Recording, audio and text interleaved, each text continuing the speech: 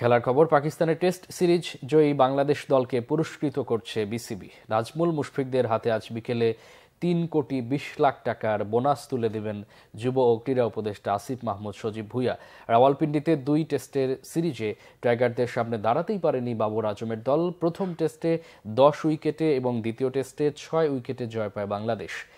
রাজধানীর একটি অভিজাত হোটেলে প্রধান অতিথি হিসেবে উপস্থিত থেকে বাংলাদেশ দলের ক্রিকেটারদের হাতে বিসিবির পক্ষ থেকে এই বোনাস তুলে দেবেন ক্রীড়া উপদেষ্টা আসিফ মাহমুদ।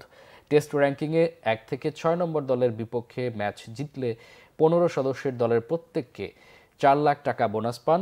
সিরিজ জিতলে পান আরও 4 লাখ টাকা করে। পাকিস্তানকে প্রথম টেস্টে 10 উইকেটে হারানোর পর ওই টেস্টের বোনাস দ্বিগুণ করে দেওয়ার ঘোষণা দেয় বিসিবি। সেই হিসাবে দলের মোট বোনাস 2,40,00,000 টাকা। সাথে যোগ হবে সভাপতি ফারুক আহমেদের বোর্ডের দেয়া 80 লাখ টাকার বিশেষ বোনাস।